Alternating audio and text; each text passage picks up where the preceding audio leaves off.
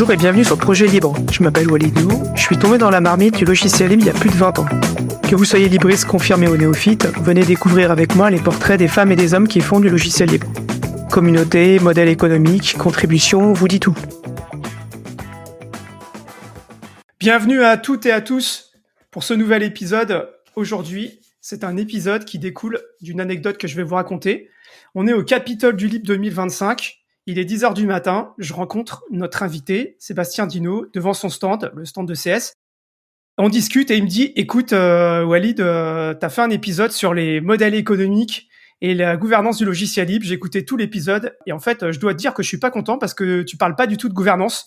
Et je lui ai dit, t'as tout à fait raison. Donc, on va faire un épisode sur c'est quoi la gouvernance dans un logiciel libre et dans une entreprise. Donc, nous y voilà. Notre invité aujourd'hui, c'est Sébastien Dino qui va se présenter juste après. Et avec moi, j'ai, comme d'habitude, mon compère pour parler de ces sujets-là. C'est Raphaël Sémété qui est DevRel chez Worldline. Bonjour Raphaël et bonjour Sébastien et bienvenue sur Projet Libre. Bonjour Walid et bonjour Salut Raphaël. à tous. Super, écoutez, on est en forme, il fait beau, c'est parti pour cet épisode. Aujourd'hui donc, on reçoit Sébastien Dino et Sébastien, je vais te laisser te présenter tout d'abord. Est-ce que tu peux nous parler un peu de toi et nous dire comment tu es tombé dans le logiciel libre ? Alors, je travaille pour la direction technique de CS Group, qui est une filiale de Sopra Steria, et mon travail au quotidien consiste à accompagner les équipes de CS et nos clients dans leur acculturation au logiciel libre. C'est-à-dire que je vais les accompagner dans les 4 dimensions qui sont la dimension technique, juridique, sociale et économique. Alors concrètement, ça peut passer par des audits de conformité juridique, un accompagnement pour une contribution, expliquer comment on va libérer un projet, voir la stratégie afférente ou carrément élaborer la stratégie de l'entreprise vis-à-vis du logiciel libre. J'ai créé il y a 12 ans l'Open Source Program Office, l'OSPO de CS. Et sinon, à part ça, à titre privé, j'ai été membre du conseil d'administration de l'April, secrétaire puis vice-président pendant 13 ans. Comment tu as découvert le logiciel libre ? C'est à quel moment ? C'était pendant tes études ? C'était après ? Après, je suis vieux. J'en ai un souvenir très précis. C'était en février 98. Alors en février 98, je ne sais pas si ça vous parle, mais c'est un pur hasard. J'ai découvert ça bien longtemps après. C'était au moment où Christine Peterson, Bruce Perens, Eric S. Raymond et compagnie créaient l'OSI. Au moment où ils créaient l'OSI, moi, je disais à 2 potes, il faudrait que je me forme à Unix, ça serait quand même bien pour ma culture. Et ces 2 gars m'ont dit, écoute, on a entendu parler d'un Unix gratuit qui fonctionne sur PC, tu devrais essayer ça. Ça s'appelle Linux. Ok. J'avais pas encore Internet à ce moment-là. Je vais dans une librairie, je tombe sur un bouquin, Initiation à Red Hat Linux. Ça doit être la 4.8, je crois, à l'époque. J'ai acheté le bouquin, j'ai installé le CD et j'ai découvert un monde. Et très vite, je me suis dit, mais c'est génial, et j'ai un tas d'outils. Et tout un tas de questions sont arrivées, en fait. Comment ça se fait que j'ai tous ces outils gratuitement? Qui les fait? Pourquoi? Comment ça marche? Voilà, je me suis posé plein de questions. J'ai vraiment commencé à m'intéresser à la façon dont étaient produits ces logiciels qui, à l'époque, pour moi, étaient avant tout gratuits. Et puis, à Paris, en octobre 98, c'était la fête de la science. J'entends parler d'une animation autour du logiciel libre, donc à ces sciences. Je me dis, je suis allé. Et là, je tombe sur une bande de jeunes hackers passionnés, avec une énergie débordante, et qui font des démos et tout. Et puis, je les trouve super sympas. Et là, je pense que le lendemain, j'ai adhéré à leur association qui était l'April. Attends, tu peux rappeler ce que c'est que l'OSI ? Parce que t'as pas expliqué Alors ce que l'OSI, c'était. c'est l'Open Source Initiative. En fait, autour du logiciel libre, il y a 2 mouvements. Il y a historiquement la Free Software Foundation, la FSF donc, qui adopte une approche philosophique et politique du logiciel libre et qui a défini ce qu'on appelle la Free Software Definition, la FSD. Et puis, en 98, il y a des gens qui se sont dit, qui étaient plus des techniciens, on va dire, et qui ne voulaient pas entendre parler à l'époque de la dimension philosophique, politique du libre, et se sont dit, il faut qu'on trouve un nouveau programme marketing pour le libre, parce que c'est trop compliqué d'expliquer que free, c'est comme freedom, et que c'est pas gratuit. Voilà. Donc, on va trouver de nouveaux termes, et ils se sont réunis pour créer ce qui allait devenir l'OSI, Et au milieu de cette bande de hackers, dont certains sont célèbres, hein, Bruce Perens, Eric S. Raymond et puis d'autres, en fait, il y avait une femme qui n'était pas hacker, mais qui était, je crois qu'elle est de mémoire, elle doit être, je sais pas comment on dit en français, en fait, elle est prévisionniste. Enfin, elle étudie les sciences actuelles pour essayer de se projeter dans l'avenir et essayer d'anticiper les évolutions.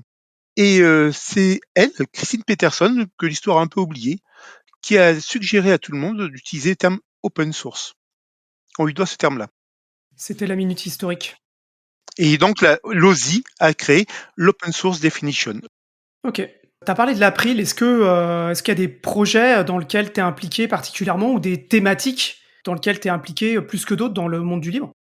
Enfin, ça dépend si tu parles de projet à proprement parler ou de thèmes. Je m'intéresse particulièrement effectivement aux aspects gouvernance, on va en reparler, et à la vie des projets libres. À part ça, au départ, j'ai un profil de développeur et donc, de par mon parcours, mon expérience, j'ai toujours eu le goût du code performant et du code robuste, de l'optimisation de code, de la fiabilisation du code. Et donc de là est venue la pratique des tests unitaires, enfin de toutes les bonnes pratiques de développement, de la CICD et tout ça. Et donc j'accompagne pas mal de projets sur ces aspects-là. La mise en œuvre des bonnes pratiques de développement et comme on est dans le libre aussi, les bonnes pratiques de développement collaboratif. Après, si on parle de projets dans lesquels je suis impliqué, paradoxalement, il y en a peu. Alors, je suis un développeur, je dis être passionné et je contribue à peu de projets, c'est étonnant. En fait, lorsque j'ai découvert le libre, je me suis aperçu que si je codais pas un logiciel, c'était pas grave, quelqu'un coderait mieux que moi. Mais par contre, j'étais assez doué pour défendre mes idées et que dans ce domaine, nous n'étions pas si nombreux que ça. Et parmi ces personnes-là, peu étaient prêtes à consacrer de l'énergie pour promouvoir et défendre le logiciel libre. Et je me suis dit, c'est plus intéressant que je m'investisse là-dedans. C'est pour ça que je me suis investi très longuement dans l'April. Et après, je me suis aussi investi dans l'open data. J'étais actif, j'ai obtenu certains résultats dont je suis un petit peu fier, voilà. Et quand même, je me suis, au fil du temps, impliqué dans deux projets, plus que d'autres. Alors je dis plus que d'autres parce que mon métier m'amène à intervenir sur plein de projets ponctuellement et à conseiller plein de projets. Mais sur le long terme, il y a deux projets sur lesquels je me suis investi et là encore, paradoxalement, les gens ne me connaissent pas trop sur ces projets-là. Ils ne savent pas que j'existe parce que je suis le Gus qui installe machine, fait en sorte que les serveurs tournent, que les outils de CICD fonctionnent, etc., etc. Donc des choses pas visibles en fait. Le premier, c'est un projet créé par CS en 2002 et libéré en 2008 qui s'appelle Orekit. C'est une bibliothèque de mécanique spatiale diffusée sous licence Apache. Là, j'administre les serveurs, j'ai mis en place la calimétrie, j'ai mis en place la CICD, j'ai introduit des outils de quelques discours pour que la communauté fonctionne mieux. Je veille à ce que la gouvernance soit appliquée. Alors aujourd'hui, les développeurs sont géniaux. C'est vraiment un projet génial. Si le monde du libre fonctionnait comme ça tout le temps, ce serait un monde bisounours. Mais au début, les gens n'étaient pas trop habitués. Et donc, je veillais à ce que les développeurs de CS se comportent bien avec la communauté. Parce que ce qu'un projet libre a de plus précieux, c'est sa communauté. Voilà. Et j'ai fait un peu le même genre de choses, mais j'ai arrêté en 2022 pour un projet qui s'appelle Orfeo Toolbox. Donc de 2008 à 2022. Et là, c'est un projet en C++ euh, c'est une bibliothèque de traitement d'images orientée télédétection, donc pour l'utilisation et le traitement de produits satellitaires. Et à part ça, à titre privé, je suis un randonneur et un amateur de cartes. Et donc, depuis 2009, je contribue massivement à OpenStreetMap. J'en suis à plus de 2 millions de modifications sur le projet. Voilà, OpenStreetMap dont on a parlé dans pas mal d'épisodes. C'est un Oui, sujet assez effectivement. récurrent, surtout dans les épisodes sur le transport. On en parle beaucoup d'OpenStreetMap parce qu'effectivement, c'est un peu la base. Ok, Raphaël, tu as des questions? Non, non, c'est clair. Je comprends bien le positionnement que tu décris, Sébastien. Justement, c'est ça qui est fort dans le livre et dans l'aspect communauté. Si chacun apporte quelque chose, et il n'y a pas que le code quoi dans les communautés. On va en parler avec la gouvernance, hein, c'est très clair. Alors, justement, on va passer à la première partie sur la gouvernance, puisque la gouvernance, on a décidé, en faisant cet épisode, d'axer les choses sur deux thèmes. La première, c'est le thème de qu'est-ce que c'est qu'une gouvernance dans un logiciel libre, dans un projet libre. Et la deuxième, c'est qu'est-ce que c'est qu'une gouvernance à l'intérieur d'une entreprise. Donc, si on prend la gouvernance dans un projet libre, la première question qu'on peut se poser, c'est d'abord, qu'est-ce qu'on appelle la gouvernance? C'est quoi la gouvernance? Alors, tout à l'heure, je parlais des 4 dimensions du logiciel libre et effectivement, un projet libre, c'est un projet qui résulte de la collaboration de personnes morales et physiques dans 4 dimensions: techniques, juridiques, sociales et économiques. Et on ne s'implique pas dans un projet si on ne connaît pas les conditions d'engagement. Et donc, pour que quelqu'un s'implique dans un projet libre, il doit connaître les conditions d'engagement sur ces 4 dimensions. Alors, au niveau technique, ça va être le code source, les méthodes, les outils, le guide de contribution, qui vont définir les modalités pratiques de contribution. Au niveau juridique, ça va être les licences et les accords de contribution, qui sont de nature juridique, mais là, empiètent un petit peu sur la dimension sociale, parce que ça peut être une source de tension. Et au niveau social, au niveau des rapports humains, eh bien, c'est la gouvernance et les documents associés, tels que le code de conduite, qui vont définir le cadre social de collaboration. Donc, code et outils, la technique, licence et accord de contribution, le cadre légal, et la gouvernance, le cadre social. Après, il y a la dimension économique qui se traite de différentes manières selon que c'est un petit projet ou que c'est un gros projet réunissant de grands groupes. Et là, c'est très vaste en fait. Et donc, la gouvernance, qui adresse cette dimension sociale, c'est le socle constitutionnel du projet. Elle définit un ensemble de principes et de règles, donc de fonctionnement. Et lorsqu'on la publie, ce qu'on appelle avoir une gouvernance ouverte, on fait en sorte que toutes les personnes impliquées dans le projet ou envisageant de s'impliquer aient connaissance des règles d'engagement, des règles de participation. Et ça, c'est très intéressant parce que non seulement ça peut décider effectivement des personnes à contribuer, mais aussi, en cas de dérive du projet, chacun est libre de se référer à la gouvernance et de dire bah, attendez, là, on sort des clous. Vous n'appliquez pas les règles qui étaient tacitement convenues entre vous. Alors, une gouvernance, d'un projet à l'autre, elle adresse des points différents, mais il y a un sous-ensemble qu'on retrouve toujours. Ce sont les rôles et les droits, je dirais même privilèges associés à ces rôles, les processus de décision et les personnes impliquées dans ces processus de décision. Ça, c'est vraiment ce qu'on trouve partout. Mais on peut avoir d'autres aspects. Par exemple, on peut avoir les objectifs et le périmètre du projet pour s'assurer qu'ils ne partent pas dans tous les sens. On annonce à tout le monde. Ce qui fait que quand des gens vont proposer de nouvelles fonctionnalités, ben, on va pouvoir dire non mais attendez, là on est en train de s'occuper de choses qui ne sont pas, qui sont en dehors du projet, donc on veut garder le cap. Ça peut être aussi un code de conduite. Alors en 2025, quand on voit comment certains se comportent, ben un code de conduite est plus nécessaire que jamais. J'étais quelqu'un de rétif autrefois au code de conduite et finalement je suis devenu un adepte et je prône l'utilisation de code de conduite, enfin la mise en place de code de conduite. Mais ça peut être aussi la gouvernance, les engagements d'un projet vis-à-vis d'une structure tierce.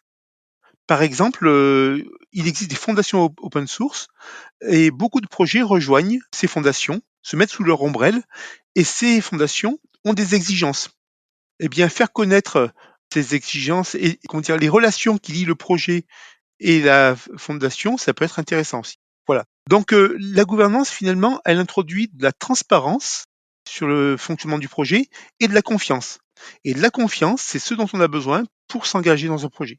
On est dans l'humain, vraiment, à 100%. Par contre, il y a un petit détail auquel il faut faire attention, c'est que j'ai parlé tout à l'heure de socle constitutionnel et je vois vraiment la gouvernance comme un socle constitutionnel.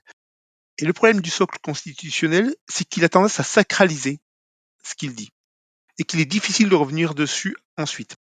Ça demande des processus assez lourds. Et donc, il faut veiller à ne pas trop figer les choses dans les projets. Bon, petite anecdote, tout à l'heure, je parlais d'Orekit. Bon, c'est pas très grave, mais la gouvernance explique qu'on contribue au projet en envoyant des patchs par mail. C'était peut-être vrai en 2002, c'est plus du tout le cas en 2025. Et je me demande ce que ça fait là. Ça n'aurait pas sa place, ça ne devrait pas avoir sa place. Et je vais proposer une révision de la gouvernance pour corriger quelques petits détails, quelques vieillissements de ce type. Alors, j'ai une question, parce que tu parles de gouvernance ouverte. Donc là, c'est quand la constitution, la gouvernance, les règles, elles sont explicites. Mais c'est pas toujours le cas dans les projets. Ou alors, c'est peut-être que ça apparaît à un certain moment de maturation ou de maturité du projet. Oui, Tu as raison, c'est pas toujours le cas. Alors, quand c'est pas le cas, soit c'est des tout petits projets. En fait, il faut bien se rendre compte, et vous le savez aussi bien que moi, mais faut le dire pour les auditeurs, la plupart des projets sont portés par une personne. Et cette personne reçoit toute contribution comme une bénédiction. C'est génial, j'ai eu une contribution ce mois-ci, c'est fabuleux. Et donc, cette personne-là, le porteur du projet ne s'embarrasse pas d'une règle de gouvernance, d'un accord de contribution. Il prend cette contribution, il l'intègre et il est content. Mais quand votre projet commence à grossir, eh bien, vous avez besoin de gouvernance pour régler tout ça. Mais ce besoin de gouvernance n'apparaît qu'à partir du moment où il est clair que vous entendez partager les pouvoirs. Or, on constate que certains projets, quoique gros, donc on n'est plus dans le cas que je décrivais tout à l'heure, sont volontairement maîtrisés par une seule entreprise qui décide de tout. Donc, elle n'a pas besoin de gouvernance, elle décide en interne. Après, les gens décident de contribuer ou pas, mais là, on est dans un rapport totalement inégal, en fait. Donc, les contributeurs externes ne peuvent pas faire entendre leur voix, et je connais plusieurs projets qui en sont morts ou qui ont connu des forks de ce fait. Donc, la gouvernance, effectivement, beaucoup de projets n'en ont pas, par ignorance ou volontairement, parce que le pouvoir est détenu par une entité unique et qui n'a pas l'intention de partager. Par contre, tout projet qui commence à avoir des contributions régulières et compagnie, j'invite leurs porteurs à se poser la question. Parce qu'il ne faut pas attendre qu'il y ait un problème, qu'il y ait un clash, pour régler les choses en urgence. Ça risque de dynamiter le projet. Il faut que les choses aient été prévues en amont pour que le jour où le problème arrive, il y ait des règles auxquelles se référer et qu'on puisse dire de manière objective non, ce que tu fais n'est pas acceptable, non, ce n'est pas l'esprit du projet, etc., etc. Ou alors le processus de décision n'a pas été respecté, donc la décision est caduque. Le terme de gouvernance, c'est quelque chose qui est arrivé, au tout départ du logiciel libre. Ce terme, il n'existait pas. C'est quelque chose qui est arrivé au fur et à mesure du temps et qui, je suppose, a évolué au fur et à mesure du temps aussi, non? Effectivement, au début, peu de gens se souciaient de gouvernance. Il y a sans doute une exception majeure, qui est le projet Debian. Le projet Debian, dès 1997, s'est doté d'un contrat social, suivi en 98, si ma mémoire est bonne, d'une constitution. Et je me souviens qu'au début des années 2000, tout le monde regardait le projet Debian comme une curiosité. Ah, ils ont un contrat social, c'est étrange. Ah ouais, ils ont mis des règles bien strictes. Peu de projets étaient organisés de la sorte. Si on prend le projet GNU, par exemple, qui est bien plus ancien que Debian, parce que Debian a dû démarrer en 93 et le projet GNU 83, donc il a 10 ans de plus, eh bien, pendant longtemps, le projet GNU, la direction était juste le fait d'écrits de Richard Stallman, qui indiquait ce qu'il comptait faire. Donc c'est le manifeste GNU, c'est la définition du logiciel libre et d'autres documents fondateurs qui ont inscrit le projet GNU dans cette logique-là. Mais finalement, la FSF et Richard Stallman, pendant très longtemps, ne se sont pas souciés de l'humain. Ils ont évacué ce sujet. En fait, ils ne le traitaient pas. Et j'ai appris il n'y a pas si longtemps, par un pur hasard, qu'en 2020, le projet GNU s'était doté d'un contrat social. Voilà, bien, un projet créé amorcé en 83 ne s'est vraiment doté d'un contrat social qu'en 2020. Par contre, vous avez la fondation Apache qui, elle, on devait être encore, ouais, c'était encore le 20e siècle quand elle a été créée, je crois que c'était 99. Et elle, très tôt, elle s'est dotée d'une gouvernance qu'elle a imposée à tous les projets qui la rejoignaient. Ça a créé The Apache Way, la façon de faire d'Apache en fait. On en reparlera certainement. Elle a adopté un modèle méritocratique et elle impose à tous ses projets de fonctionner selon ce modèle-là. D'ailleurs, je repense au projet Debian. Donc, non seulement il y a une constitution, mais en plus, il y a un Debian Project Leader qui est élu chaque année. Donc, chaque année, il y a plusieurs personnes qui candidatent. Ces personnes peuvent éventuellement être réélues, mais généralement, au bout de 2, 3, 4 ans, elles passent la main. Et aujourd'hui, on trouve beaucoup de projets qui ont ce mode de fonctionnement. Mais en 98, c'était l'exception. Ils font même campagne et tout. Enfin, c'est tout un système. Et effectivement, entre des Apache Way, les Debian Rules, etc., par rapport à ma remarque de tout à l'heure, quand on démarre un projet, on commence à avoir des contributions, et puis quelque part, ça s'impose à un moment donné d'organiser ou de rendre explicite les choses. Ben justement, quelle est la boîte à outils ou comment quelqu'un ou une communauté qui est en train de s'auto-organiser, sur quoi ils peuvent se baser? Justement, on a parlé de ça, Apache Way, comment ils font chez Debian. Est-ce qu'il y a des bonnes pratiques, des types de gouvernance même qui ont été définis? Avant les bonnes pratiques, il y a des modèles de gouvernance. Historiquement, Les deux qu'on a vu émerger, c'est le BDFL, le dictateur bienveillant à vie, et la méritocratie. Alors, le dictateur bienveillant à vie porte bien son nom. Il est bienveillant envers le projet, pas forcément envers sa communauté. Et c'est une personne généralement unique qui décide de tout dans le projet. Et il n'y a aucun contre-pouvoir. Alors, vous me direz que c'est la définition même du dictateur, certes, mais cela pose problème parce qu'en fait, dès qu'il va y avoir des tensions, eh bien, le dictateur, au final, a toujours raison. Et donc, il faut des qualités humaines qu'on trouve pas toujours chez les développeurs pour que la communauté n'explose pas et pour avoir le sens de la discussion tout en disant à la fin, je tranche. Et le BDFL a tendance à favoriser les forks, les explosions de communauté. Donc, c'est un modèle malheureusement souvent toxique et un certain nombre de projets l'ont abandonné. Souvent, au moment où le créateur initial décide de tourner la page, bien, on va pas reconduire un nouveau dictateur, on va passer sur un autre modèle. Et là, généralement, après la dictature, les gens ont envie de quoi? Ils ont envie de démocratie. Ils ont même pas besoin envie de méritocratie, ils ont envie de démocratie. J'y reviendrai. Et la méritocratie, c'est différent. C'est un partage des pouvoirs en fonction du mérite de chacun. Alors, en première approche, ça semble vraiment sympa comme modèle parce qu'on se dit, ah ben c'est bien. Plus les gens s'investissent dans un projet, plus ils contribuent, plus ils ont de pouvoir. Bah voilà quelque chose qui est juste. Mais dans la pratique, le problème de la méritocratie, c'est qu'elle résiste mal à l'usure du temps. Personne ne remet en cause le mérite. Chacun sait ce qu'on doit à la vieille gloire du projet.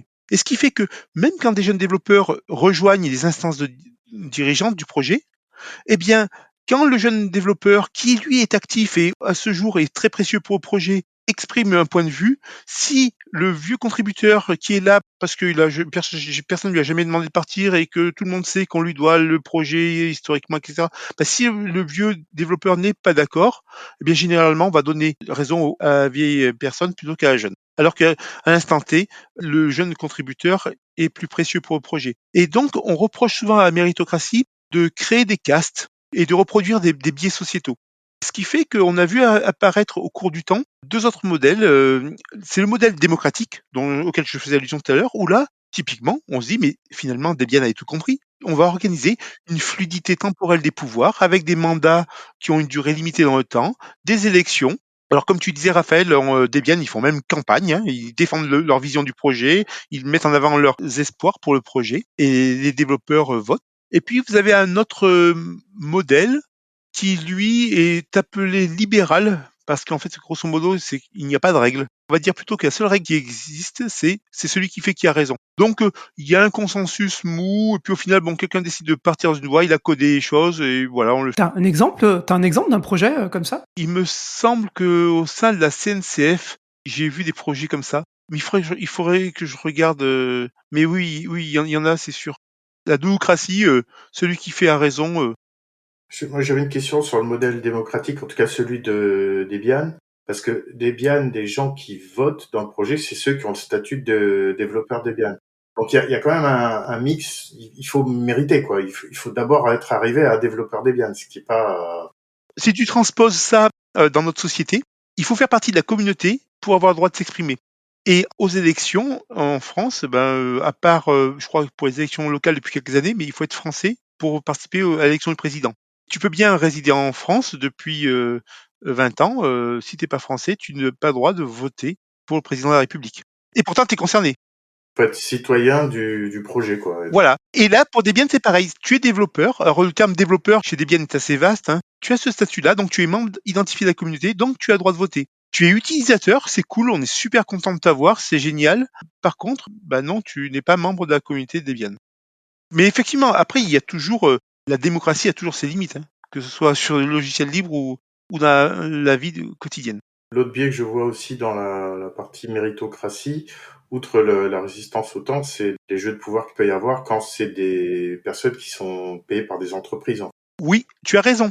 Justement, les entreprises adorent la méritocratie parce qu'elles s'investissent dans un projet, elles obtiennent une aura, une reconnaissance, et après, même si elles lèvent le pied, eh bien, comme personne ne leur demande de partir des instances dirigeantes, comme tout le monde sait ce qu'on leur doit historiquement, elles gardent un pouvoir de décision tout en ne contribuant plus beaucoup au projet.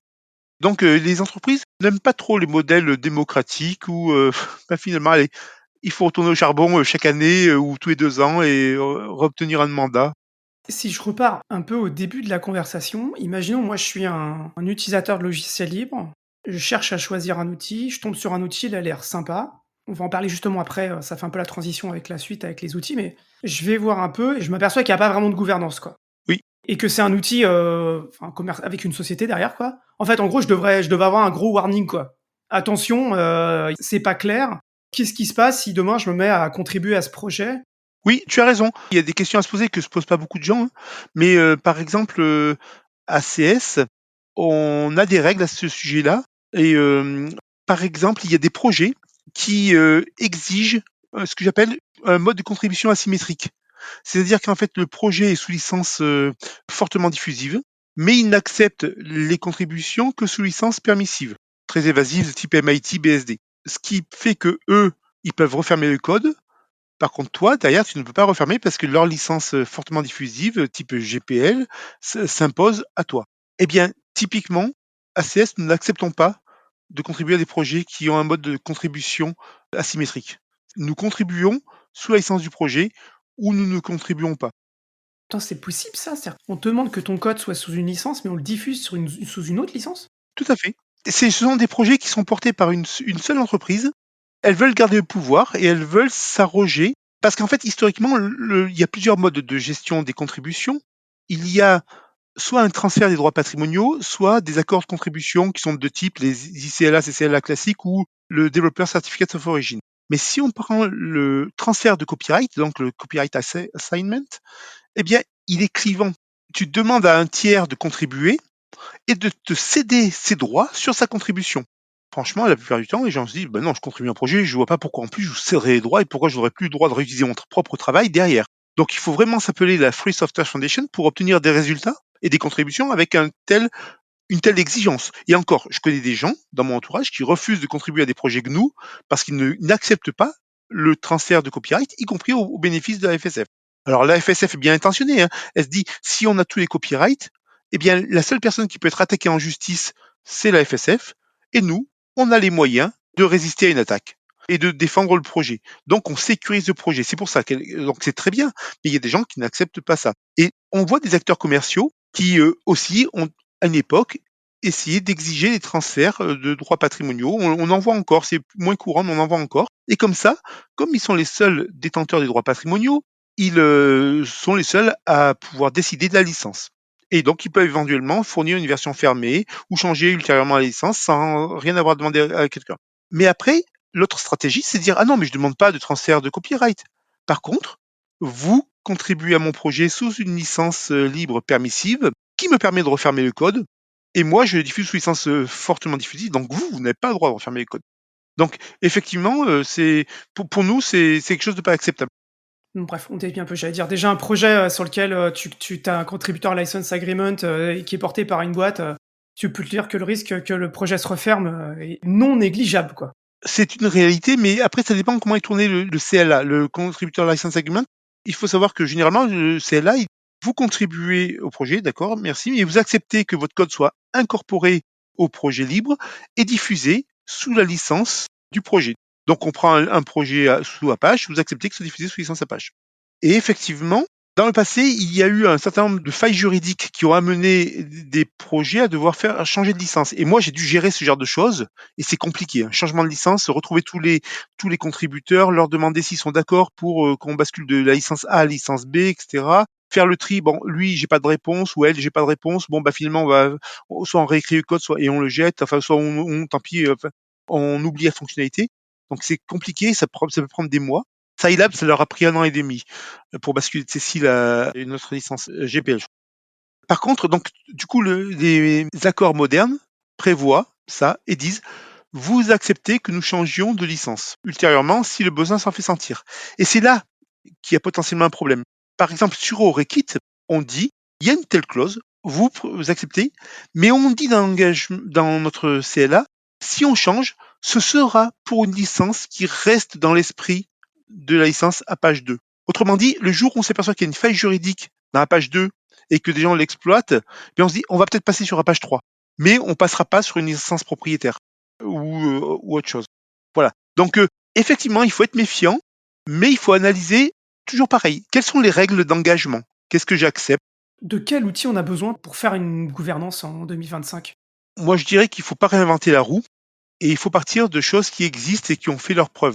Donc déjà, il faut savoir voilà, quel modèle on veut adopter. BDFL, méritocratie, libérale, démocratique. Et ensuite, eh bien, on va aller voir ce que font des fondations, parce que les fondations, elles ont des juristes qui ont fait des choses assez élaborées.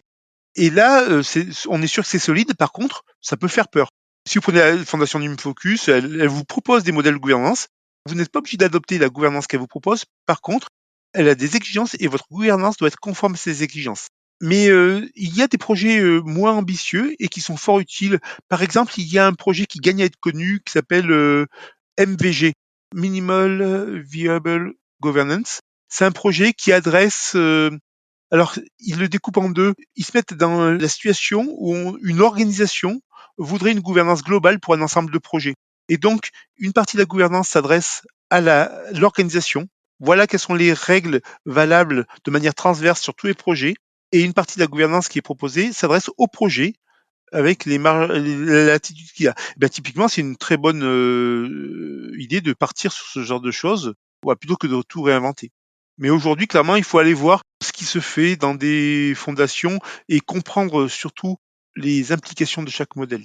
Qui travaille sur ces sujets de gouvernance? Est-ce qu'il y a des instances? Est-ce qu'il y a des groupes de réflexion? Est-ce que c'est, enfin, qui sont les gens qui travaillent sur ces sujets? Les fondations, la Linux Foundation par exemple, bon, Apache, c'est déjà le cas. Donc, Projet GNU, j'ai dit qu'ils ont travaillé sur le contrat social GNU. Donc, ce sont ces fondations qui vont réfléchir à des gouvernances et à des règles qu'elles vont imposer à tous les projets qui souhaitent les rejoindre. Mais sinon, c'est chaque projet qui va décider à son niveau de la gouvernance qu'il va mettre en place. Et par exemple, il m'est déjà arrivé d'accompagner plusieurs projets qui m'ont contacté, leurs porteurs m'ont contacté, nous ont dit, bah voilà, nous sommes un consortium, nous voulons libérer un logiciel et nous voudrions mettre en place une gouvernance. Je les ai accompagnés dans l'élaboration de cette gouvernance après avoir étudié quel était leur projet, quelle était leur stratégie, quelle était leur place dans l'écosystème et quelles étaient leurs attentes. Et on a forgé une gouvernance adaptée au projet. Mais là, par exemple, les gens ils te contactent, toi tu fais ça, mais dans tout cet écosystème, qui travaille sur ces sujets-là? Est-ce que c'est des cabinets de conseil? Est-ce que c'est des juristes? Est-ce que, enfin, qui sont les experts en fait dans ces domaines?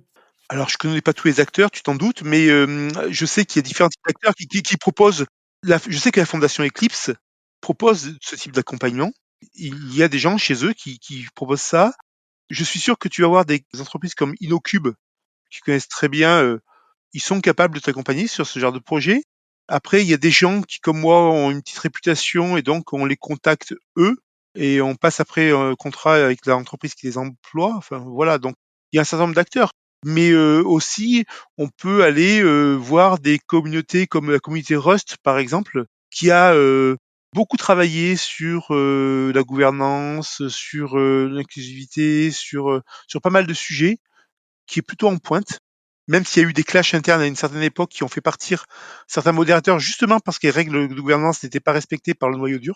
Mais au moins, les documents existent. La situation est bien évidemment différente selon qu'on ait un petit projet avec, on est entre deux potes et on fait un truc ou on est une grande entreprise et derrière il y a un enjeu stratégique. On est un grand groupe. Et après, typiquement, tu prends des grandes entreprises comme RTE qui est très active dans le domaine des logiciels liés à l'énergie. Eh bien, ils ont même décidé de s'adosser à la fondation Linux, à la Linux Foundation. Ils ont même créé la Linux Energy, Linux Foundation Energy, LFE, pour profiter de tout ce canevas, parce qu'à leur niveau, entre opérateurs équivalents entre différents pays, il y avait d'énormes enjeux au niveau de la gouvernance. Je crois qu'il n'y a pas de réponse unique à ta question, en fait. OK, ouais, non, non, mais j'attendais pas, une réponse unique, mais c'était plus, pour faire un peu un panorama des gens qui sont intéressés par ce sujet et qui réfléchissent là-dessus, et cetera, quoi. Raphaël? Ouais, puis après, j'imagine que après, quand on se rapproche ou on veut rentrer dans une fondation, ça va dépendre de la fondation. Comme tu l'as dit, il y en a qui vont proposer des choses, il y en a qui vont t'accompagner, comme tu l'as dit, Oui, Eclipse, il y en a qui vont te laisser complètement libre et qui vont dire tu respectes ça, ça, ça, ça, le reste, c'est ton affaire. Il y a aussi des communautés ou des méta-communautés, comme je les appelle, qui existent et qui peuvent plus ou moins accompagner, voire imposer. Tu as totalement raison. Et par exemple, tu prends même la fondation NumFocus. Donc NumFocus, j'avais parlé plusieurs fois, c'est quoi? C'est une fondation qui au départ a pour but de promouvoir l'informatique libre à usage scientifique, à finalité scientifique. Donc une fois qu'on a dit ça semble très ciblé, mais en fait quand on va voir, comme c'est tout logiciel susceptible d'avoir un intérêt pour le monde scientifique, voilà, c'est relativement large en fait. Et beaucoup de projets l'ont rejoint. Eh bien en fait, cette fondation est assez remarquable. Contrairement à beaucoup de fondations qui vont vous faire payer l'adhésion, vous la rejoignez, elle ne vous fait pas payer, par contre elle a plein d'exigences. Et ces exigences, elles dépendent du niveau d'intégration que vous voulez, du niveau de support que vous voulez. Si vous voulez juste être affilié, bon ben voilà, vous devez avoir une gouvernance ouverte, elle doit être inclusive, elle doit respecter ceci, cela. Bon après, à vous de voir pour les détails.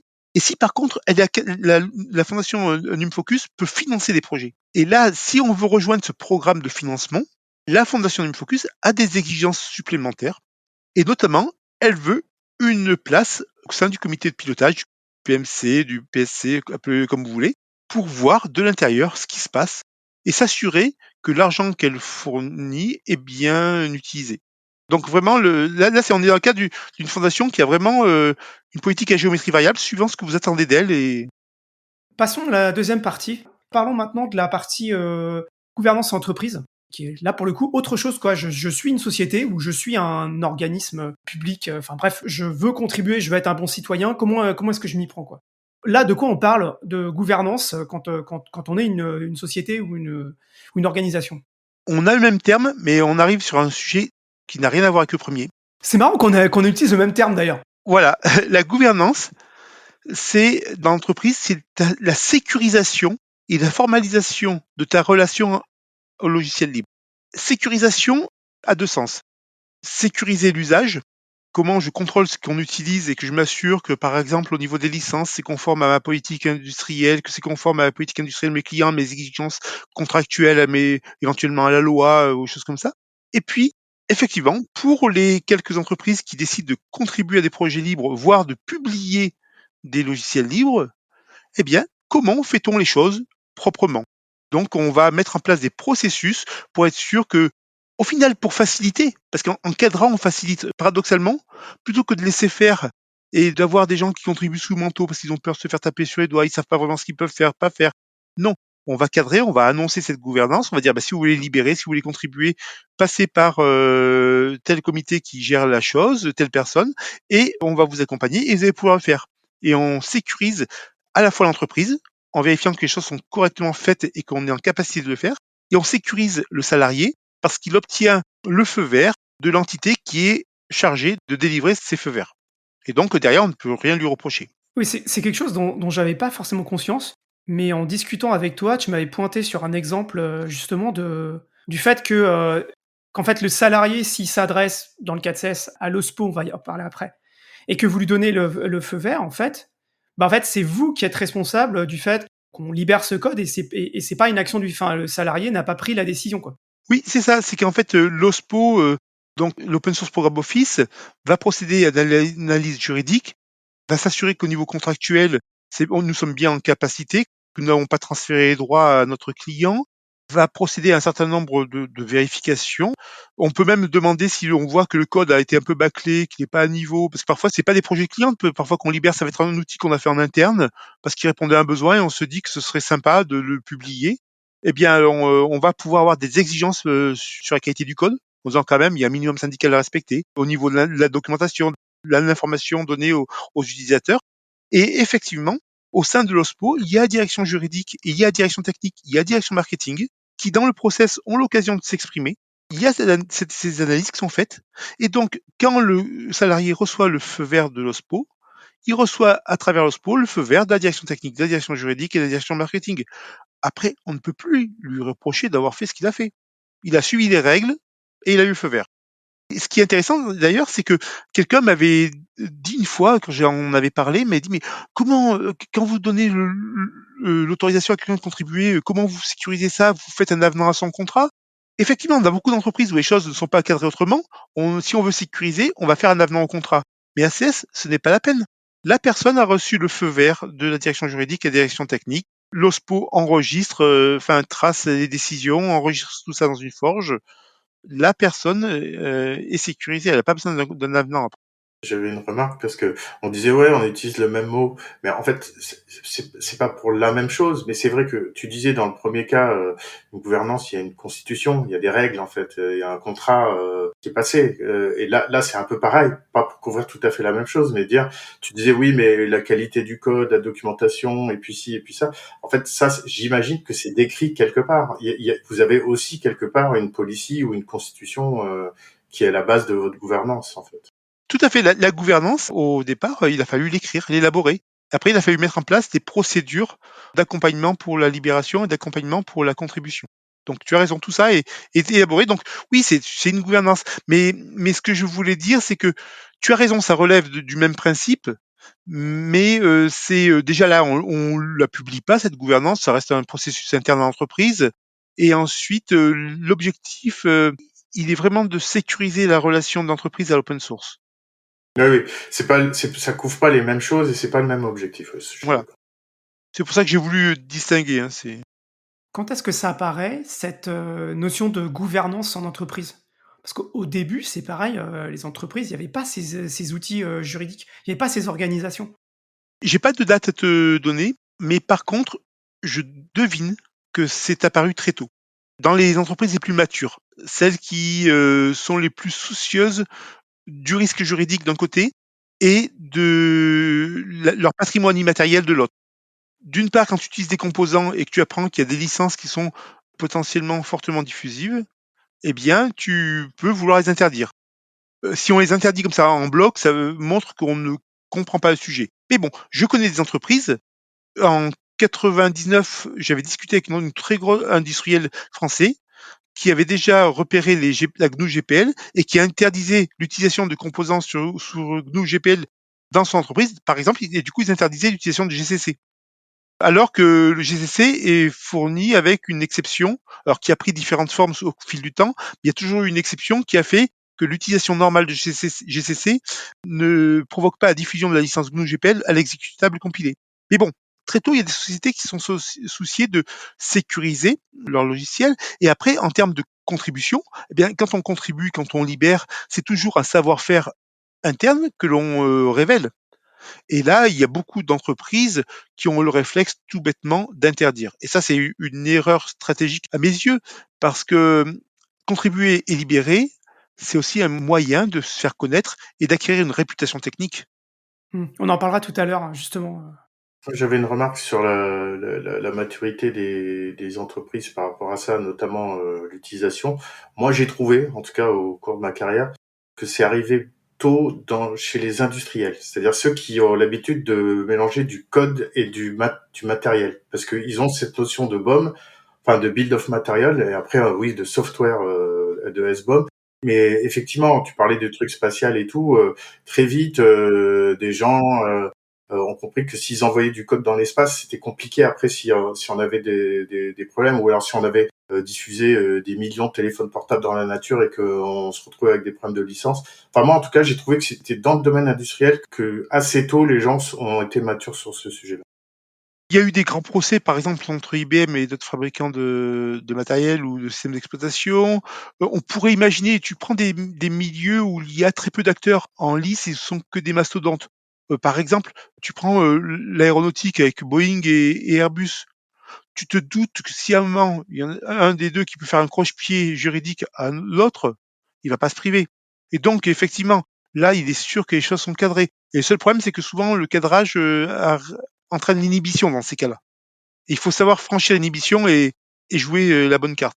J'ai eu exactement les mêmes remarques que tu as dit par un gros industriel du spatial français aussi, qui la première chose qu'il fait, c'est regarder toutes les licences, analyser toutes les licences et tout. Enfin, c'est vraiment un travail assez, c'est assez conséquent finalement, hein. Oui, tout à fait. Donc voilà, donc on vient de dire que la gouvernance, c'est quelque chose qui est arrivé finalement assez tôt, mais il y a un terme qui est arrivé plus tard, c'est le terme d'OSPO. Est-ce que tu peux expliquer un peu, si tu le sais, comment on en arrive à ce terme d'OSPO et enfin, d'où ça vient? Alors, le terme en lui-même est très vieux. Ah oui? Il existait déjà quand j'ai créé le comité de pilotage du logiciel libre, le CPLL, à ACS. Lorsque j'ai émis cette idée en 2012, enfin on l'a créé en 2013, il existait déjà, mais il était utilisé par quelques rares entreprises américaines. Il n'avait pas encore de signification importante, il n'avait pas encore valeur d'étendard. Il a pris sa valeur d'étendard au tournant des années 2020, lorsque c'est devenu un souci d'un plus grand nombre d'entreprises, que du coup plus d'entreprises ont cherché à créer un tel comité, que il a fallu un nom. Elles se sont raccrochées à ce qu'elles ont trouvé. Il y a eu l'OSPO. Dans la foulée, il y a eu d'un côté l'OSPO Alliance, porté notamment en Europe par l'OW2 et d'autres acteurs. Et il y a eu le To-Do Group. Et ces deux entités qui visent à proposer aux entreprises la mise en œuvre de bonnes pratiques pour justement sécuriser leur relation à l'open source, mais de la sécuriser de manière positive, hein, sécuriser l'utilisation, mais après inviter à contribuer à libérer. Eh bien, ces deux groupes ont popularisé le terme OSPO, et à tel point qu'en 2022, 2023, ACS, nous sommes dit, bon, le CPLL, personne connaît, chaque fois je suis obligé d'expliquer ce que c'est. Bon, on va adopter le terme étendard OSPO. Et le CPLL est devenu l'Open Source Program Office. Tout à l'heure, tu l'évoquais un petit peu quand tu disais, bah voilà, quand on donne le feu vert, le on, donc c'est-à-dire les gens qui sont représentés dans l'OSPO. C'est ça, quelles sont un peu les parties prenantes, qui est impliqué là-dedans et pourquoi en fait? D'une entreprise à l'autre, c'est très variable. Il y a malheureusement beaucoup d'entreprises où l'OSPO se résume à une personne. Et le au final passe de office à officer. Et cette personne, elle n'a aucune autorité particulière, si ce n'est d'examiner les demandes et d'aiguiller éventuellement vers les acteurs complémentaires. Et du coup, quand tu as le feu vert de l'OSPO, tu n'as pas de feu vert. Parce qu'il faut encore faire valider par tout le monde. J'avais déjà conscience de ça en 2012 lorsqu'on a réfléchi à l'OSPO de CS. Donc j'ai voulu faire les choses autrement. Parce qu'il y avait ce biais-là, mais il y en avait aussi d'autres. Je connaissais des structures qui avaient déjà des gouvernances, mais elles étaient tellement complexes, il fallait tellement de tampons, ça tuait dans l'œuf toute velléité de contribution ou de libération. Donc je me suis dit, je veux un truc efficace, je veux un truc qui facilite les choses et que lorsqu'on obtienne le feu vert de l'OSPO, c'est bon, on puisse y aller. Et donc plutôt que de créer un officer, j'ai vraiment tenu à créer un office en disant qui a son mot à dire dans ce processus de libération. Il y a, comme je disais, la direction technique, la direction juridique et la direction marketing. Mais il y a aussi la chaîne hiérarchique opérationnelle. Parce que finalement, c'est la chaîne hiérarchique opérationnelle qui décide de sa stratégie sur son marché. Après, la question, c'est où s'arrête-t-on? Trop bas, on n'adresse peut-être pas le niveau stratégique, et donc ça va pas. Trop haut, si on remonte jusqu'au comité exécutif, on est obligé de tellement contextualiser la demande, de fournir tellement d'informations, c'est inefficace et en plus franchement, c'est des choses dont les gens se moquent, ça les concerne pas quand ils sont au comité exécutif d'une grosse boîte, les détails de stratégie et donc en réfléchissant, on se dit: «Ah mais c'est le bon niveau de décision, c'est, la division». Chez nous, maintenant, on dit des business units. Donc la division et on s'est dit: «OK, le chef de division, le directeur de division décide de sa stratégie. Par contre, il a peut-être pas connaissance de certains détails. Il a peut-être pas connaissance du contexte contractuel de ce projet-là, il a pas et donc on a décidé qu'on intégrait, qu'on demandait donc on va dire que la direction technique, juridique et marketing sont membres permanents de l'OSPO et qu'on a des représentants de chaque BU pour faire les relais au quotidien dans les différentes BU et on a aussi un ou 2 experts open source pour, traiter les demandes, concrètement. Mais après, dans le processus de décision, on implique la chaîne hiérarchique du demandeur, le chef de projet, le directeur d'activité ou de département et le directeur de division. Et quand le directeur de division et tout le monde a dit oui, nous, de notre côté, on a fait notre boulot, on a fait l'audit juridique, on a demandé quelques ajustements si les attendus n'étaient pas respectés. Et donc, l'OSPO se prononce et dit OK, oui ou non. Généralement, c'est oui. Une demande, dans votre cas, c'est un ticket? C'est quoi? Comment on fait une demande? Alors, c'est un dossier que les gens doivent remplir. Alors, il y a un dossier pour la contribution et un dossier pour la libération. Ce dossier permet de saisir les informations qui nous sont nécessaires, quel est le projet bénéficiaire, quelle est sa licence, quel est le contexte contractuel. C'est pas forcément très long, mais il faut que nous le sachions. Ça évite de poser des questions en fait à chaque fois. Et après, c'est pour être sûr que les collaborateurs qui veulent contribuer ou libérer se sont posé des questions. Par exemple, tout à l'heure on parlait de gouvernance, on leur demande: «Avez-vous prévu une gouvernance?» La réponse n'est pas forcément ne doit pas obligatoirement être: «Oui, j'ai prévu une gouvernance, ce sera la méritocratie». La réponse, ça peut être: «Non, parce que c'est un outil, pour lequel on ne nourrit pas d'ambition particulière, on pense juste que ce serait sympa de libérer, c'est pour être utile à d'autres et puis si un jour on commence à avoir des contributions, à ce moment-là, on réfléchira à une gouvernance». Voilà, mais c'est être certain que les gens se sont posé la question et donc ils remplissent ce dossier et on examine déjà ce dossier. Parfois, il y a des questions complémentaires, parce qu'il y a des choses qui sont pas très claires ou qui nous interpellent et puis après on va, demander un accès au code source et on va regarder un petit peu à quoi ressemble le code. Ça, c'est dans le cas où tu veux libérer un projet, mais dans le cas où tu veux contribuer à un projet existant, t'as pas cette notion de gouvernance. Si, alors déjà, on va vérifier que c'est bien un projet libre, parce qu'on contribue qu'à des projets libres, que c'est pas de la contribution asymétrique. On peut avoir des accords de contribution à faire signer par les développeurs impliqués et par le directeur de division. Il y a ce genre de choses qu'on va traiter dans le cadre d'une contribution. Il y a peut-être des cas aussi tout simples de je contribue en mon nom, au nom de l'entreprise, qu'est-ce que je mets comme identifiant, enfin voilà, il y a Alors là, tu abordes un sujet intéressant qui est que euh, effectivement, quand c'est dans le cadre de son travail, les droits patrimoniaux sont, de par le code de la propriété intellectuelle, automatiquement dévolus à l'employeur. Donc déjà, le copyright, ce sera l'employeur et pas toi. Toi, tu peux apparaître comme auteur. Bon, tu as la reconnaissance de ta paternité, c'est tout. Ça donne pas plus de droits. Et par contre, il y a des cas, parce qu'en fait, que traite l'OSPO? En termes de contribution, il traite des demandes ponctuelles, de contributions ponctuelles. Tiens, on a développé une fonction pour un projet A et on veut la soumettre. C'est plus intéressant pour nous de la soumettre que de la garder pour nous. On a des contributions au long cours.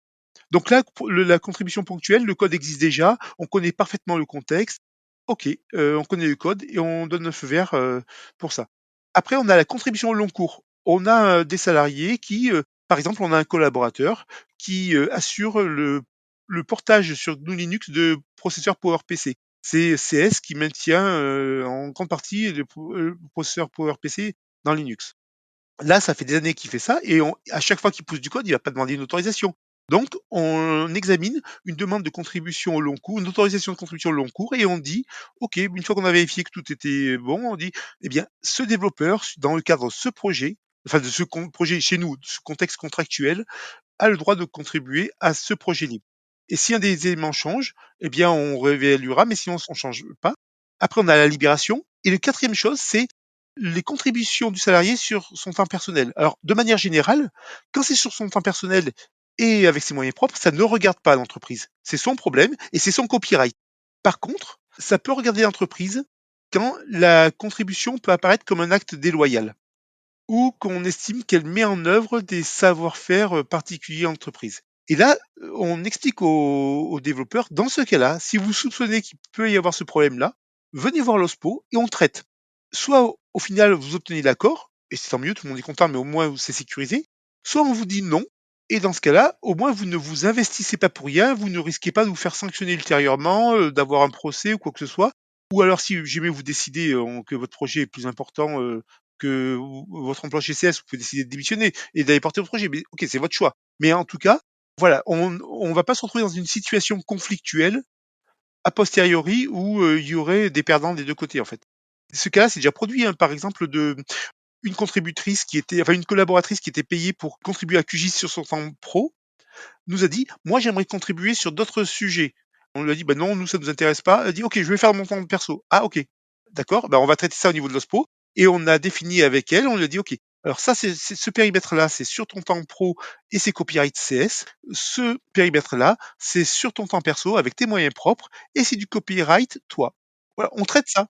C'est important à préciser, hein, parce que moi j'ai déjà croisé dans certains contextes des responsables IP qui disaient aux développeurs, même si tu codes chez toi le soir avec tes propres moyens, il y a aucun moyen que tu fasses un reset et que tu oublies tout ce que tu as appris dans l'entreprise. Donc je considère que ce que tu fais, tu vois, en faisant du fun, tu vois, un petit peu comme ça. Et donc là, c'est là où il faut accompagner les pauvres développeurs qui, du coup, savent plus quoi faire. Ils disent, ouh là là, je vais avoir des problèmes. Exactement, tu as raison. Mais c'est sûr qu'il y a des entreprises, elles jouent le fun, elles jouent la menace. Mais non, la loi ne dit pas ça. La loi est explicite à ce niveau-là. Il y a une dernière chose dont on n'a pas parlé, mais parce que c'est assez périphérique à ça, et je renverrai les gens vers une conférence très intéressante qui a été donnée par au Capitole du Libre cette année par une collègue à toi sur la fusion donc ta collègue Ah Alice oui, Alice, de chez toi et Emmanuel du CNES sur la fusion de deux c'est ça. communautés qui étaient super intéressantes sur tous ces problèmes juridiques et tout ça, etc. Elle a eu à gérer les aspects techniques, juridiques et sociaux, justement, des aspects humains avec la gouvernance et tout ça. De C'était ouais, très fusion de deux sympa. projets qui n'ont pas les mêmes licences, qui n'ont Voilà. pas les mêmes gouvernances et tout. C'était assez intéressant. On mettra aussi le lien dedans. C'était assez intéressant. On a déjà commencé à parler des contributions de CS, mais je sais parce que nous, on en a déjà parlé avant, et j'aimerais bien que tu en parles un peu. C'est, OK, vous faites les choses correctement, vous essayez de vous comporter bien dans vos contributions, mais quelle est la contrepartie en fait? C'est-à-dire que quel avantage ça vous donne par rapport aux autres de faire ça? Je vais prendre le projet Orekit, par exemple. Alors là, c'est plus qu'une contribution, c'est une libération. Donc un projet de mécanique spatiale qu'on a libéré en 2008, dont on a ouvert la gouvernance en 2011. Aujourd'hui, il y a un comité de pilotage avec 17 personnes représentant 13 entités différentes.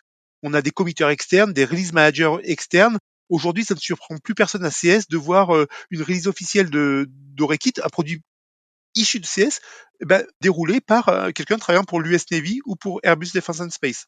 Eh bien, alors, donc ce projet qui est vraiment le libre dans sa plus noble expression, objectivement, en 2025, il nous coûte encore beaucoup plus cher à développer que ce qu'il nous rapporte de manière directe, parce que on a quelques demandes de prestations pour du développement spécifique, pour de l'intégration, pour des études. C'est très loin de découvrir, de couvrir le coût d'investissement. Donc, si on ne regardait que sur le retour sur investissement direct, ce serait absolument pas intéressant pour nous de faire Orekit. Mais il se trouve que nous avons une capacité à mesurer le retour sur investissement indirect. Et quel est ce retour sur investissement indirect? Bon, déjà, nous avons fait Orekit parce que nous voulions notre autonomie dans ce domaine-là. Nous l'avons, et avec une brique qui est devenue Nous, c'est quoi? C'est CS? CS voulait son indépendance. Au départ, on a fait Eurokit parce qu'on s'est dit on veut avoir notre propre outil en mécanique spatiale pour plus avoir à dépendre de tiers. Et donc, déjà, on a non seulement aujourd'hui on a cette brique, mais en plus c'est l'une des briques qui fait référence. Airbus Defence and Space, dans tous ses centres de mécanique spatiale maintenant, intègre Orekit. Et les calculs de trajectoire sont faits par Orekit. Et c'est loin d'être seul industriel. Enfin, il y a bien d'autres agences industrielles, laboratoires de recherche qui font ça. Via cette reconnaissance, on a obtenu une notoriété. Et cette notoriété a contribué à la conquête de nouveaux marchés. Je parlais d'Airbus Defence and Space. Par exemple, nous étions absents de chez Airbus Defence and Space. Ils ont découvert Orekit. Ils se sont dit, waouh, c'est génial. Ils ont vu ce qu'on faisait dans le livre par ailleurs. Ils ont vu nos compétences, notre capacité à faire de l'audit de code et tout. Et ils ont jugé que nous étions un partenaire intéressant et donc ils nous ont pris comme contractant de premier niveau. Et nous avons aujourd'hui, c'est pour nous un client important, et nous avons d'excellents rapports avec lui. Pareil, l'Agence spatiale européenne nous a pris comme contractant de premier niveau. Et comme elle a éjecté au passage deux autres contractants historiques, elle a été sommée de se justifier. Tu peux expliquer ce que ça veut dire pour les gens qui savent pas, contractant de premier niveau? Alors, c'est-à-dire qu'en fait, nous sommes habilités à répondre directement aux appels d'offres de l'ESA et pas à passer par un tiers pour nous représenter. Et, comment dire, l'ESA donc nous a choisi. Elle a dû s'expliquer parce que sur les 4 sous-traitants qu'elle a retenus, elle nous a mis la deuxième note. Et donc elle a dit, tout simplement, et c'est dans une conférence publique qui peut se retrouver, elle a dit, on a pris CS, grosso modo, ils ont dit, on a pris CS parce qu'ils ont fait Orekit. Clairement, Orekit, c'est génial, donc ils connaissent la mécanique spatiale. On a pu voir le code, super bien conçu, super bien codé, donc niveau informatique, ils maîtrisent. En plus, c'est une licence libre permissive, c'est tout à fait ce qu'on apprécie, donc c'est complètement compatible avec notre politique industrielle. Ça nous va très bien. Et ils ont mis Orekit en avant pour expliquer pourquoi ils nous avaient pris et pourquoi ils nous avaient mis une aussi bonne note. Et depuis, l'ESA nous passe énormément de contrats. Ça fait des années que nous sommes sous-traitants pour eux. Et la plupart de ces contrats, absolument aucun lien avec Orekit. C'est dans d'autres domaines. Alors, il se peut qu'il y ait des études sur Orekit, qu'il y ait des intégrations Orekit, mais c'est anecdotique par rapport à tout un tas d'autres contrats que nous avons avec eux. EUMETSAT, pareil. Enfin, je peux vous en prendre plein. Et donc, des gens vis-à-vis desquels Orekit a joué et notre politique dans l'open source, parce qu'il n'y a pas qu'Orekit, il y a toute notre maturité, tout notre savoir-faire, toutes nos compétences, ont joué le rôle du pile à la porte. On rentre grâce à ça, on est reconnu grâce à ça, et après, on nous prend comme sous-traitant et nous réalisons tout un tas de prestations pour ces clients-là. Et en quelques années, la division espace de CS, qui est la plus motrice sur cette gouvernance open source, celle qui publie le plus de choses en libre, qui contribue le plus à des projets de tiers, eh bien, ces effectifs, alors pas que grâce au open source, ce serait prétentieux, mais parce qu'aussi elle a des effectifs évidemment très qualifiés, très pointus, mais au final, eh bien, ces effectifs en quelques années sont passés de 200 à 800 personnes. Nous sommes passés d'une stature française à une stature européenne. La NASA nous connaît, elle nous a déjà invités à des colloques, que l'US Navy contribue de manière importante au projet Orekit. On a des contributions qui sont venues de l'US Navy, qui ont fait tomber en pamoison Airbus Defence and Space et CS. On était heureux. Là encore, récemment, on a un laboratoire de recherche important aux États-Unis qui a contribué. Enfin voilà. Et donc, on a une aura internationale, en fait, grâce à ça, et ça nous rapporte des marchés. Et si on réfléchit aux campagnes marketing qu'il aurait fallu faire pour avoir ce niveau de renommée et espérer être recruté par ces grands comptes comme sous-traitant, les budgets auraient rien à voir, seraient bien plus importants. En fait, le truc le plus important là-dedans, c'est le temps long, finalement.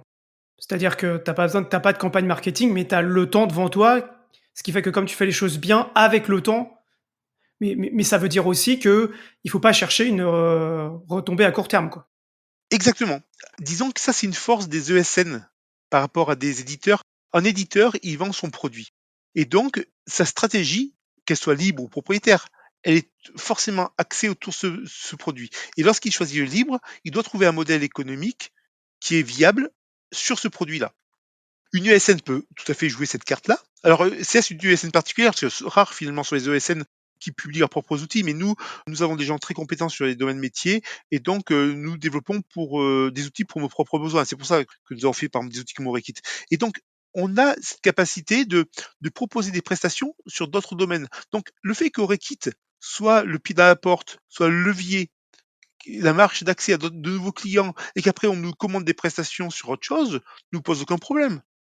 Tant qu'au final, nous nous y retrouvons et que nous gagnons en renommée, que nous gagnons en marché, tout le monde est satisfait. Ouais, moi je compléterais par rapport à ce que tu dis, Walid, sur le temps long. En fait, c'est la confiance. C'est-à-dire que la confiance, ça met du temps à se construire. Mais par contre, une fois que c'est là, c'est quelque chose sur lequel tu peux vraiment compter parce que les gens, avec le temps, justement, ils ont pris confiance dans ça et je pense que contribuer et faire de la gouvernance ouverte sur ce genre de choses-là en étant un acteur comme un ESN et en fournissant des solutions de ce type-là, bah, ça donne confiance. Alors, pour compléter, pour aller dans ton sens, Raphaël, une chose que je peux dire, parce que pareil, la Airbus Defence and Space a donné une conférence sur le sujet. Ils ont donné une conférence un jour où ils ont expliqué ce qu'ils faisaient d'Orekit et tout tout bien qu'ils en pensaient. Et ils ont dit ce jour-là qu'entre le moment où ils ont découvert Orekit et le moment où ils ont décidé d'afficher leur choix, dire ben, nous on utilise Orekit et on va s'impliquer dans la communauté, il y a eu 4 ans. Ils l'ont mis en observation pendant 4 ans. Ils l'ont fait tourner, ils ont regardé ce que ça donnait sur le calcul, etc. Et ils ont fait des benchmarks avec d'autres outils parce que pour eux, c'est névralgique, la brique de mécanique spatiale. Et donc, pendant 4 ans, ils ont évalué le produit et au bout de 4 ans, ils se sont dit, mais non seulement le produit est bon, non seulement il est performant, mais en plus, la communauté fonctionne super bien. Il y a un niveau de support parce qu'évidemment, ils avaient rencontré des problèmes. Donc, de manière plus ou moins anonyme, ils avaient posé des questions, des trucs comme ça. Et ils ont dit, il y a un niveau de support qu'on n'a pas, même avec les prestations payantes chez d'autres éditeurs. Et du coup, ils ont fait ce que j'appelle leur coming out. On utilise Orekit et on va s'impliquer dans la communauté. 4 ans, à l'échelle d'un éditeur, d'un jeune éditeur qui fait son produit, 4 ans, il peut être mort, tu vois. Tout à fait. Quand tu choisis un produit d'une startup qui a levé plein de thunes pour essayer d'être le meilleur et de montrer et de faire du marketing et dire qu'il est meilleur, ça se trouve, dans 3 ans, son produit, il est plus là, quoi. Donc, c'est pour ça que je parlais vraiment de temps long, quoi. Je vais te dire que nous, je pense que si on avait pensé à un moment ou à un autre qu'on récupérerait des fruits de nos efforts 4 ou 5 ans plus tard, les gens auraient dit non mais je vais pas investir pendant 5 ans pour un retour hypothétique dans 5 ans. Mais notre objectif premier, c'était d'être autonome. On a fait Orekit parce que nous voulions être autonomes, voilà, sur notre marché, pour pouvoir conquérir d'autres marchés. Le moteur initial, il était d'ordre commercial, stratégique en fait. Ouais, bon après, le temps dans l'aéronautique, l'aérospatiale, c'est quand même pas le même que dans les startups. Hein. C'est clair. Même chez Elon Musk, hein, même chez lui. Quand on te demande de faire du support sur 30 ans ou sur 20 ans sur ton logiciel, tu vois, c'est plus la même chose, quoi. Ceci étant, je pense que les choses sont en train de changer avec ce qu'on appelle le New Space. On a des startups qui ont une visibilité à 6 mois, 1 an, 2 ans.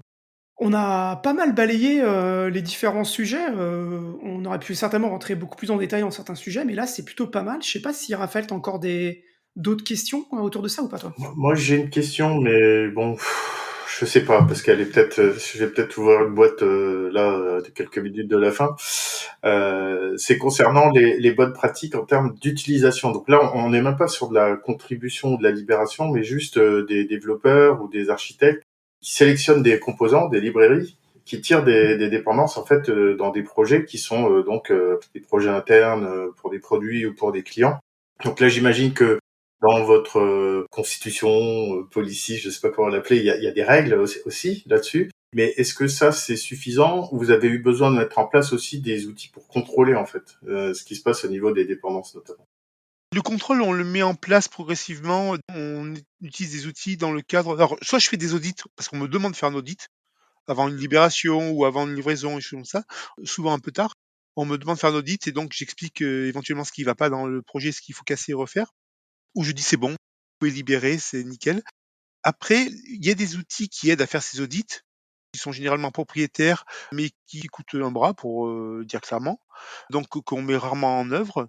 Et après, il y a des outils plus basiques et qui vont juste être capables de générer ce qu'on appelle un SBOM, donc un Software Bill of Material. Donc grosso modo, c'est voilà le logiciel et la liste des composants que j'ai trouvé à l'intérieur. Le seul problème, c'est que ces outils-là, ils s'appuient sur des systèmes de package, de dépendance, d'inclusion, etc. Donc ils vont trouver les composants qui sont utilisés en tant que tels. Par contre, ils vont pas être capables d'identifier les 500 lignes copier-coller dans ton projet qui viennent de tel projet sous licence GPL. Et ça, c'est un problème potentiellement. Donc effectivement, quand on nous demande, nous réalisons des audits. Dans le cadre de la sécurisation de la chaîne d'approvisionnement, nous sommes en train de mettre en place aussi des outils qui visent à la sécurisation juridique, mais aussi à la sécurisation vis-à-vis des failles de sécurité et la gestion de vie, le cycle de vie et l'obsolescence, la lutte contre l'obsolescence logicielle, enfin, veiller à avoir des composants qui sont pas trop vieux. Et après, en termes de règles, on n'est pas parfait, on n'a pas des règles absolues. Par contre, régulièrement, on me demande conseil sur une brique. Et par exemple, on n'a pas de règle monolithique du style, c'est que la GNU GPL, vous n'utilisez pas. C'est non, c'est que fais-tu de ce composant, dans quel contexte, et je te dirai si tu peux utiliser ou pas. Et après, dans les sélections, on a des règles, des bonnes pratiques. Eh bien, je dis toujours, ne regardez pas que le code, regardez s'il y a le bug tracker, est-ce qu'il y a des bugs qui sont signalés, est-ce qu'ils sont corrigés vite, est-ce qu'il y a une communauté, est-ce que vous détectez une communauté vivante de contributeurs et d'utilisateurs, ou est-ce qu'il y a une seule personne? Voilà, ce genre. Pardon, non, non, c'est juste pour dire, vous pouvez pas voir la tête de Raphaël avec son grand sourire parce que c'est son sujet de prédilection, c'est pour ça. Désolé, je t'ai Ah, coupé. voilà, d'accord, très bien. Mais voilà, en fait, je demande aux gens, enfin, ou je vais vérifier pour eux, tout un tas de paramètres. Alors, il y a la plateforme OpenHub, je ne sais pas si vous la connaissez. C'est une plateforme crowdsourcée. Et si votre logiciel que vous l'utilisez n'est pas présent, vous pouvez déclarer. Et vous revenez le lendemain, généralement, il a fait l'analyse et il va vous dire, ben voilà, ce projet-là, en moyenne, il y a 5 contributeurs par mois, 30 commits, il existe depuis 5 ans, il a une vitalité croissante. Et donc, vous dites, c'est un bon cheval. Et à contrario, quand vous voyez que votre projet il est mort, il n'y a pas eu de seule contribution depuis 5 ans, vous dites alerte. C'est pas bon. Ok, il a l'air super, génial, mais il n'y a plus personne qui bosse dessus depuis 5 ans. Non, stop. Ok, bon après moi, c'est ma dernière question, après je m'arrête trop vite. Du coup, oui, ce que je comprends, c'est au niveau des projets, ils ont quand même leur propre stratégie, même technique, ils choisissent leurs composants, etc. Et après, quand ils ont certaines questions ou qu'il y a un audit, là, ils vont aller regarder dans le détail. La question que j'ai, c'est est-ce que c'est de l'ordre des prérogatives ou des choses que un OSPO peut faire, de manière générale, chez vous, ou peut-être pas dans d'autres contextes, de faire de la vulgarisation, de la formation, d'expliquer en fait des choses, parce que c'est un... Ah, j'ai complètement oublié d'en parler de tout ça. Tu as raison, c'est pas on peut, c'est on doit. ACS, on a mis en place un programme de sensibilisation aux droits d'auteur et aux logiciels libres. Et alors, pour la petite histoire, pour être totalement transparent, ce programme, on l'a mis en place, alors essentiellement au départ au niveau de la BU Espace, de la division Espace, parce que c'est elle qui contribue le plus, qui libère le plus de choses, etc. Et donc, On a expliqué aux gens, voilà ce que c'est le droit d'auteur, voilà, et après, bon, ben voilà comment fonctionnent les licences, passe bibliothèque, voilà quel c'est le support que vous pouvez avoir en interne, c'est demi-journée de formation, et on a formé beaucoup de gens. Et on a vu disparaître tout un tas de mauvaises pratiques et d'erreurs que je trouvais régulièrement dans les projets. Et il est arrivé des moments où des gens formés, je me souviens une fois, une développeuse est venue me voir, et Sébastien, je crois qu'on a fait une connerie dans le projet, tu peux venir voir? Ah oui, et effectivement, quelqu'un qui n'avait pas suivi la formation avait fait une bêtise. Il a fallu que je récupère le coup derrière. Bon, voilà, et j'ai réussi à le récupérer, tant mieux. Voilà, il a fallu le traiter. Donc, il a montré un véritable intérêt. En fait, c'était vraiment un succès. Et puis, entre accroissement des effectifs, 200 à 800, renouvellement des effectifs, à CS comme partout ailleurs, il y a du turnover, et changement de priorité, on a à un moment mis en pause ce programme. Et là, assez vite, au bout d'un an, 2 ans, j'ai vu réapparaître des problèmes qui avaient complètement disparu. À tel point qu'aujourd'hui, il y a des responsables de département qui me demandent à ce qu'on le remette en place. Là, j'ai discuté récemment avec un responsable de département qui m'a dit: «Je veux qu'on mette ça en place pour toutes mes équipes». Ok. Parce qu'il a connu l'époque où il y avait ce programme, il avait vu, et aujourd'hui, quand il voit les erreurs qui sont faites et qui sont rattrapées par l'OSPO, par les analyses et tout ça, il dit: «Je veux plus que ça arrive». C'est quoi comme type d'erreur? Tu peux donner un exemple pour qu'on s'imagine?